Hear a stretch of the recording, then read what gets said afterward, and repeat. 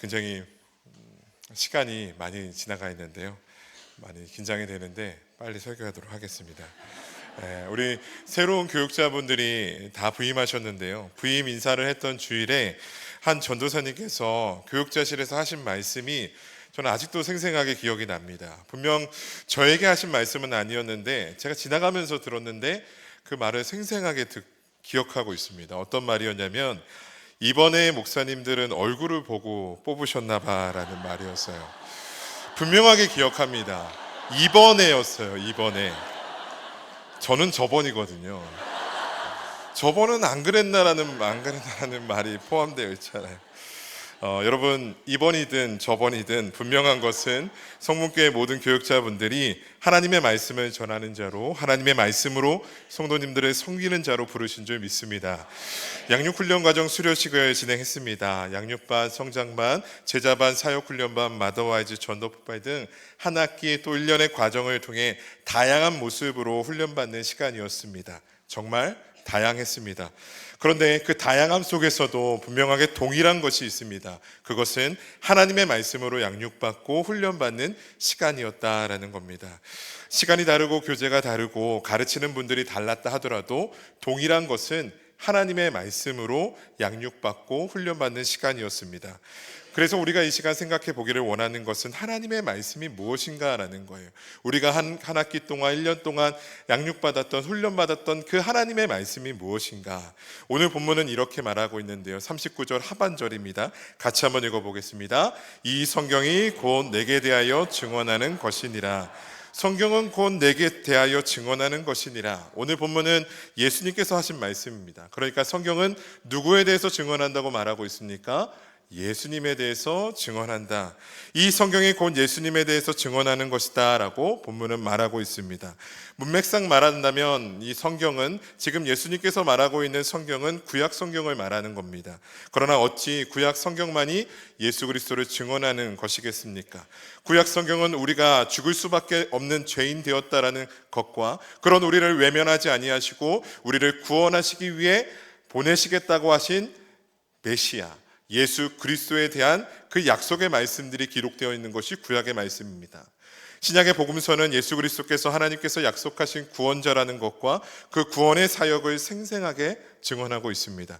사도행전을 비롯한 서신서들은 머리 대신 예수 그리스도의 몸된 교회가, 그 몸된 교회가 어떻게 세워져야 되고 어떻게 세워져야 하는지를 증거하면서 결국 머리 대신 예수 그리스도가 어떤 분이신지를 증언하고 있습니다. 마지막으로 요한계시록은 다시 이 땅에 오실 예수 그리스도를 우리가 어떤 믿음을 가지고 기다려야 되는지를 증언하고 있습니다. 여러분, 성경은 누구에 대해서 증언하고 있습니까? 복음이신 예수 그리스도인 줄 믿습니다. 그렇게 저는 분명하게 말씀드릴 수 있습니다. 모든 양육훈련 과정을 통해서 우리에게 남아야 되는 유일한 것이 있다면 그것은 오직 예수 그리스도인 줄 믿습니다. 오늘 본문은 베데스다에서 38년간 일어나지 못하고 살아가던 병자를 예수님께서 고쳐주신 사건 이후에 이어지는 본문입니다. 문제는 그 병자를 고쳐주신 날이 안식일이었다라는 겁니다. 5장 16절을 한번 봤으면 좋겠는데요. 같이 한번 읽어보도록 하겠습니다. 그러므로 안식일에 이러한 일을 행하신다 하여 유대인들이 예수를 박해하게 된지라. 안식일에 병을 고친 예수님을 보면서 유대인들이 그 이유로 예수님을 박해하겠다라고 말하고 있습니다. 예수님은 안식일에 병을 고치는 일로 자신을 박해하고자 하는 마음을 품은 유대인들의 마음을 아셨고, 그 유대인들을 향해서 예수님 자신이 누구인지를 증거하고 있는 내용이 이 5장 말씀의, 요한복음 5장 19절 이후의 말씀들입니다. 그러면서 속해 있는 말씀이 오늘 본문이다라는 겁니다. 오늘 본문을 다시 한번 같이 읽어봤으면 좋겠는데요. 같이 한번 읽어보겠습니다. 너희가 성경에는 영생을 얻는 줄 생각하고 성경을 연구하거니와 이 성경이 곧 내게 대하여 증언하는 것이니라. 유대인들은 성경에서 영생을 얻는다 생각하고 성경을 연구한다라는 겁니다.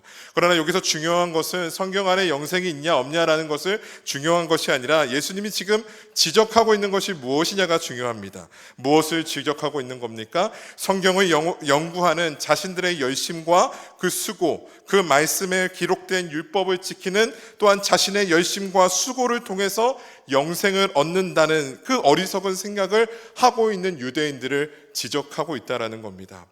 여러분, 우리는 이 시점에서 경계해야 하는 것이 분명하게 있습니다. 무엇입니까? 한 학기 동안, 1년 동안 그 양육 과정에 임했던 나의 수고와 열심으로 내가 무엇인가를 이루었다라는 생각을 우리는 경계해야 합니다. 어찌 양육 훈련 과정뿐이겠습니까? 우리의 모든 신앙생활에 있어서 나의 열심과 수고가 무엇인가를 이루어냈다라는 생각을 우리는 경계해야 합니다. 왜 그렇습니까? 그것이 도리어 복음이신 예수 그리스도를 바라보지 못하게 만들기 때문입니다.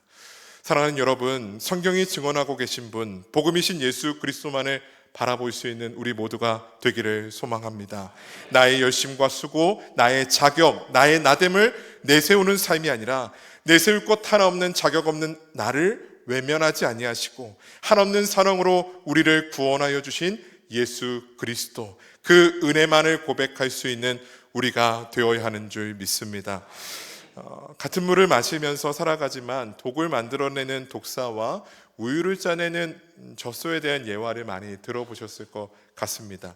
복음이신 예수 그리스도를 증언하는 하나님의 말씀, 그 성경으로 훈련받고 신앙하는 우리의 열매는 남을 죽게 만든 독이 아니라 누군가를 먹이고 살리는 우유와 같아야 할 것입니다. 이런 생각을 해봅니다. 독사는 왜 독을, 젖소는 왜 우유를 만들어낸 것일까? 독사는 독을 통해서 자신을 지키기 위해서 독을 만들어냅니다. 그러나 젖소는 자신의 새끼를 살리기 위해서 만들어낸 것이 우유다라는 거예요. 여러분, 성경마저도, 하나님의 말씀마저도 자기 중심적인 마음으로 읽고 적용한다면 누군가를 죽이는 독과 칼이 될 수 있습니다. 그러나 한 영혼을 살리기 위해 이 땅에 오신 예수 그리스도와 같은 마음으로 성경을 읽고 나의 삶에 적용한다면 우리를 통해서 증거되는 복음이신 예수 그리스도를 통해 우리의 삶이 살아나게 될 줄 믿습니다. 우리의 가정이 회복되게 될 줄 믿습니다. 우리의 이웃이 우리를 통해 회복될 줄 믿습니다. 이 나라와 열방이 다시금 복음으로 살아나게 될 줄 믿습니다. 그 기대와 소망을 가지고 성경이 증언하고 있는 분, 복음이신 예수 그리스도를 더욱 온전하게 바라보고 그분만이 나의 삶의 주인이라고 고백할 수 있는 우리 모두가 되기를 소망합니다. 유대인들, 그 하나님의 말씀을 그냥 자신들의 열심과 수고를 나타내는 것으로만 바라봤던, 그 하나님의 말씀을 그렇게 바라봤던 자들은 예수를 죽이고자 하는 박해의 길을 걸어가게 됩니다. 그러나 복음이신 예수 그리스도께서는, 그 하나님의 말씀이 증언하고 있는 복음이신 예수 그리스도께서는 38년 된 병자를 일으키시는 생명의 사역을 일으켰다라는 것을 기억하시기를 바랍니다. 한 학기 동안, 1년 동안 양육 훈련 과정을 통해서 훈련받는 우리의 삶이 한 영혼을 살리는, 한 교회를 세우는 우리의 삶의 이 나라와 열방 가운데 복음으로 다시금 살리는 일 가운데 쓰임받을 수 있는 우리의 삶이 되기를 소망합니다. 기도하겠습니다. 사랑과 은혜가 풍성하신 하나님 감사합니다. 세상에 헛된 것을 찾아다니는 삶이 아니라 하나님의 말씀을 붙잡고 그 말씀이 증언하는 예수 그리스도를 바라보는 삶 살아가게 하심에 감사드립니다. 하나님, 한 학기 1년간의 양육 과정을 마치는 많은 분들이 있습니다. 하나님, 이 시간이 나 자신이 뭔가 이루었다 여기며 스스로를 높이는 시간이 되지 않게 하여 주시옵소서. 오직 복음이신 예수 그리스도를 더욱 선명하게 바라보고 나의 주인이라 고백하는 시간이 되게 하여 주시옵소서. 모든 것 주님께 의지합니다. 예수 그리스도의 이름으로 기도드립니다.